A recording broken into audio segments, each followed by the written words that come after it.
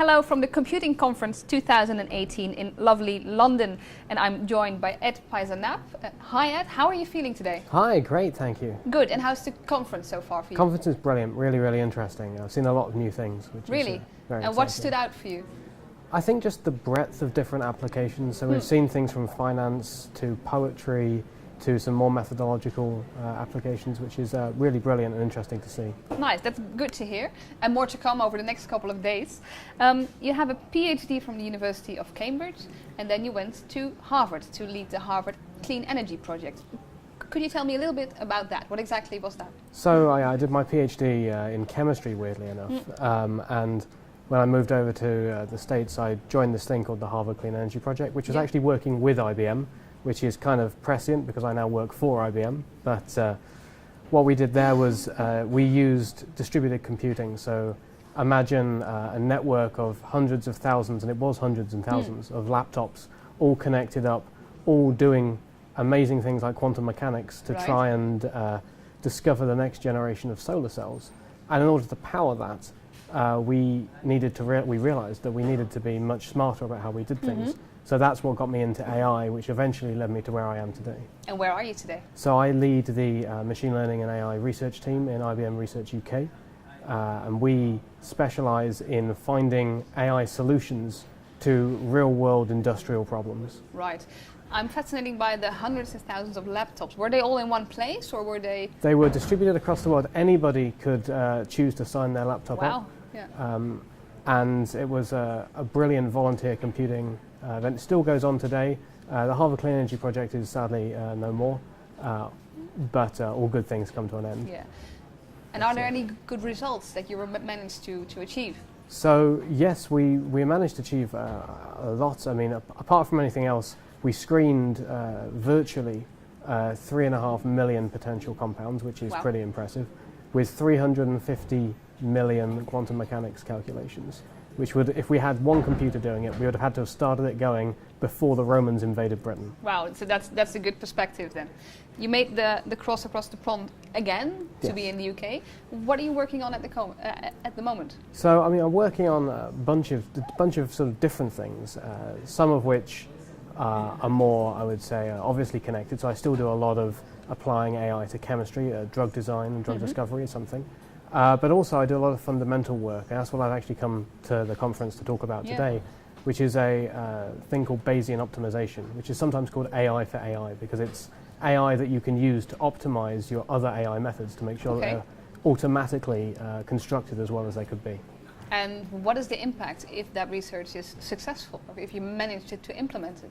So we have managed to implement it. The impact is pretty amazing, because it means that humans can concentrate, and data scientists can concentrate on doing the things that they're really good at, being really creative, and not have to spend time looking to twizzle all these different little knobs and levers that machine learning has. Right. And it also means that you can eliminate to a certain degree bias in the places where you wouldn't expect it, such as these hyperparameters which people have to set. Right. So how exactly does that work? Does it impact our daily lives, or is it something more for scientists? So let me answer that in two questions. Right. So how does it work, first of all? Right? The way to think about Bayesian optimization is to think about kids playing hide and seek. So when kids play hide and seek, right, they don't just travel very logically, room to room, really calm, really collected, eventually finding someone. Go for it, yeah. Well, they don't just go for it, right? They don't go completely random. What they do is they have an idea, they use that idea to generate a hypothesis about where they should go next. Yeah. They then go there, investigate, and then from that new data point, they update their hypothesis. Right. Bayesian optimization is an algorithmic interpolation of that. What's even more interesting is that you can start to learn from how kids play hide and seek and actually make your algorithm better. So one of the things that we did is to be able to take into account cost. So it's the same as a kid saying, I don't know whether he's in the garden or he's in the room next door. I'll try the room next door because it's closer. Yeah. We can do the same thing for machine learning algorithms. So it's the same kind of logic. Yeah, I won't try that massive neural network because this small one is much cheaper to run and might be better.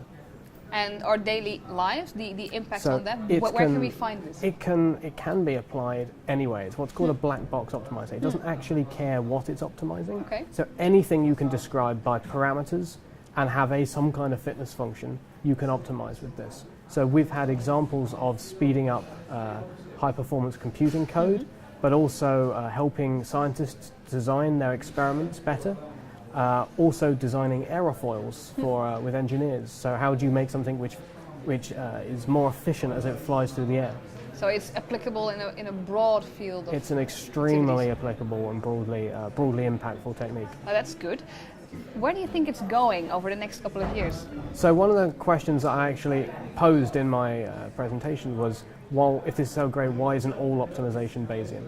Yeah. Right, which is a Which is really a good question, yeah. So there are three things. So there's the scalability. So if I want to do it on really big problems, do the methods scale? There's the fact that we have these things called meta hyperparameters, which are hyperparameters of the Bayesian methods. Okay, yeah.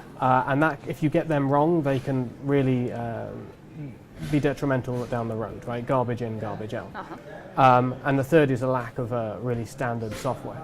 So we have publications now. We are working on improving the scalability, both in a number of dimensions and the number of the size. Okay.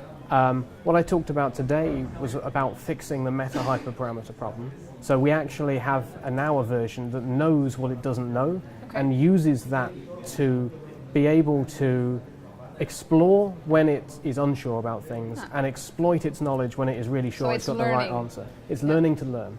Oh, that's good. Anything you're looking forward to in the near future? What do you think is the next breakthrough? I think the next breakthrough will be making it applicable in such a way that you don't have to be an expert in Bayesian optimization to get the benefits of it. And we're doing work towards that now, and that's very high on our horizon. So that's in the near future. I hope so. Great. We'll see more of you then in the near future. Thank you so much so far. If you want to see any more interviews, make sure to click on any of the videos below, and I'll see you later. Bye-bye.